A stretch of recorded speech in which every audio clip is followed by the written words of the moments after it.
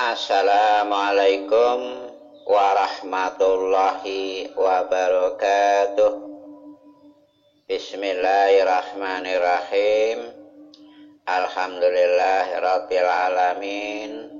Assalatu wassalamu ala asrofil anbiya'i wal mursalin Sayyidina wa maulana Muhammadin wa ala alihi wa ashabihi ajma'in. Asyhadu an la ilaha illallah wa asyhadu anna Muhammadan abduhu wa rasulullah. Allahumma sholli ala Muhammad wa ala ali Muhammad, amma ba'du. Kepada alim ulama, tokoh agama yang saya hormati, kepada sesepuh bini sepuh ingkang paring kawruh kang kawula hormati, dan tak lupa pula kepada sahabatku kaum muslimin dan muslimah yang saya hormati. Pertama, marilah kita sama-sama memanjatkan puji syukur kita kepada Allah Subhanahu wa Ta'ala, yang mana pada hari ini kita masih diberi kesempatan, yaitu nikmat hidup, yang sehingga masih bisa belajar ngaji bersama. Oleh karena itu, marilah kita buka Al-Quran kita dan kita simak surat Al-Imran ayat 188. A'udzu billahi minasyaitonir rajim. Bismillahirrahmanirrahim.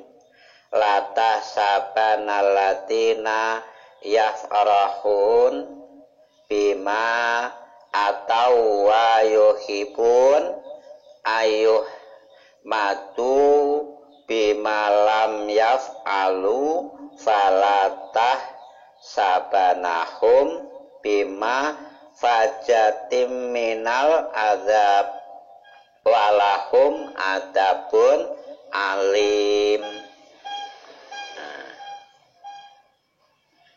Maklumin, karena saya tidak nyantren, jadi membaca ayatnya bletat-bletut, tidak pas mungkin dengan tajwidnya. Akan tetapi jangan menilai membacanya, tapi mari kita pelajari dan kita pahami petunjuknya ayat ini.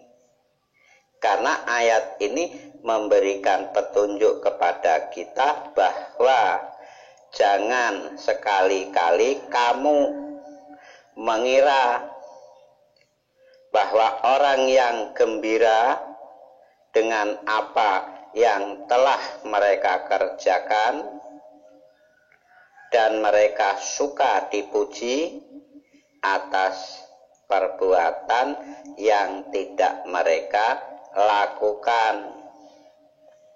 Jangan sekali-kali kamu mengira bahwa mereka akan lolos dari azab.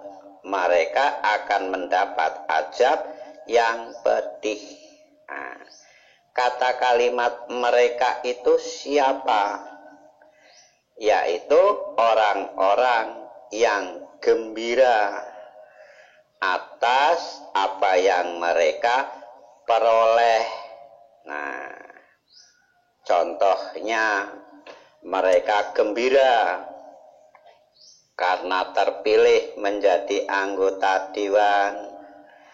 Mereka gembira karena terpilih menjadi kepala daerah, gubernur, bahkan kepala desa. Gembira atas apa yang mereka peroleh. Nah, dan mereka suka dipuji dengan apa yang mereka tidak dikerjakan. Nah, akan tetapi orang-orang yang duduk di dalam kepemerintahan, kepemimpinan itu jangan gembira dulu, karena tidak akan lolos dari azab. Mereka akan mendapat azab yang pedih atas apa yang mereka peroleh, karena Allah tahu, mengetahui apa yang mereka perbuat di saat menggapai apa yang mereka harapkan. Nah, di situ mungkin untuk manusia tidak bisa mengetahui rencana apa yang mereka kerjakan, tapi Allah mengetahui yang mereka rencanakan dan mereka kerjakan di saat baik dalam pemilihannya maupun dalam kerjanya. Itu mungkin karena cara mendapatkannya melalui curang, melalui menyuap masyarakat, membagi-bagikan amplop, menjanji-janjikan kepada masyarakat yang sehingga memperoleh suara karena telah melakukan suatu perbuatan yang curang itu tadi.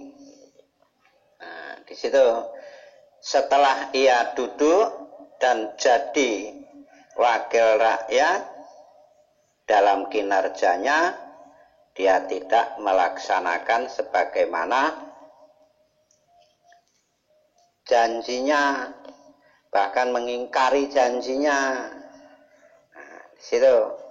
Nah, artinya ayat ini cukup jelas sekali untuk mengingatkan kita, terutama mengingatkan orang-orang yang duduk sebagai wakil rakyat. Inilah pentingnya kita membaca Al-Quran dan terjemahannya, yang sehingga kita bisa mengetahui yang hak dan yang batil, dan mengetahui petunjuk dari Allah Subhanahu wa ta'ala. Dengan adanya petunjuk ini, maka kita bisa menghindari apa yang telah Allah janjikan itu tadi. Nah, jadi Allah itu sangat mengetahui apa yang ada dalam pikiran manusia maupun dalam hati dan dada manusia. Oleh karena itu, maka kita hendaklah untuk berhati-hati, harus berbuat jujur apa adanya. Nah, jangan mengadakan sesuatu yang tidak kita miliki. Nah, karena jabatan itu amanah yang tidak bisa dijual belikan, yang tidak bisa ditukarkan oleh apa saja, karena itu amanah pemberian Allah. Akan tetapi jika mengambilnya amanah itu dengan cara yang curang, nah, mungkin karena menyuap, membagikan amplop, nasi bungkus, kaos dan sebagainya, maka itulah yang akan mendapat azab dari sisi Allah. Oleh karena itu, sahabatku, kaum muslimin dan muslimah, mari kita sama-sama belajar untuk memahami ayat-ayat Al-Quran, satu ayat demi satu ayat, supaya kita mendapat petunjuknya. Karena Al-Quran ini diturunkan Allah Subhanahu wa ta'ala itu sebagai petunjuk, sebagai pedoman dan rahmat bagi kaum yang iman, yang meyakininya. Oleh karena itu, mudah-mudahan dengan satu ayat ini, surat Al-Imran ayat 188 ini, bisa menggugah hati kita, mengingatkan kita untuk sadar kembali dan menjauhi suatu perbuatan yang tidak terpuji, yang tercela di sisi Allah Subhanahu wa Ta'ala. Karena kita bisa sembunyi di hadapan manusia, tapi tidak bisa bersembunyi di hadapan Allah Subhanahu wa Ta'ala. Kurasa cukup sekian atas ulasan saya. Jika ada kurang dan lebihnya itu mungkin karena kebodohan saya, maka saya mohon ampun kepada Allah Subhanahu wa Ta'ala. Saya akhiri. Assalamualaikum warahmatullahi wabarakatuh.